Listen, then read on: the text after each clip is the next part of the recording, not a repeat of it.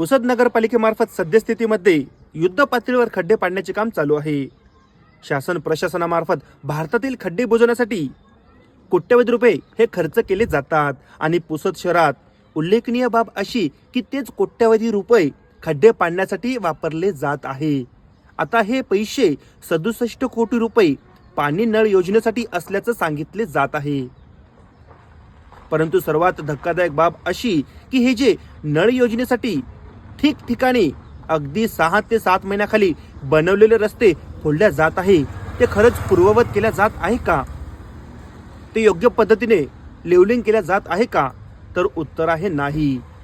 ठिकठिकाणी मनमानी पद्धतीने रस्ते फोडायचे, खोदायचे आणि तसंच माल मटेरियल त्यामध्ये पाईप टाकून थातूर मातूर एकमेकावर चढवायचं।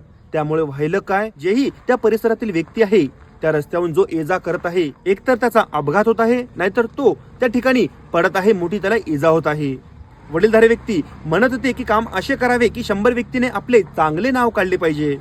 परंतु पुसद शहरातील नगरपालिकेतील जे मुख्य अधिकारी आहे, जे अधिकारी पदाधिकारी आहे आणि त्यांच्या मार्फत नेमलेले कंसात ठेवलेले जे ठेकेदार आहे यांच्या मार्फत असं काम करण्यात येत आहे की येणारा जाणारा प्रत्येक व्यक्ती हा त्यांना फक्त शिव्याच देत आहे। ही खूप भयावह बाब आहे आणि तेवढीच हास्यास्पद आणि सत्य परिस्थिती आहे। आता तरी शासन प्रशासन नगरपालिका मुख्य अधिकारी श्री अभिजित वायकोस यांच्या मार्फत जे लेवलिंग नसलेले ओबडधोबड असलेले जे खड्डे आहे, जे पाईपलाईन टाकलेले आहे, ते पूर्ववत करून रस्ता सुरळीत करावा अशी विनंती आपण आपल्या चॅनलच्या माध्यमातून करू। तुम्ही जर ॲग्री असाल तर नक्कीच आपल्या YouTube चॅनलला सबस्क्राईब करून आणि इन्स्टाला फॉलो करा। धन्यवाद।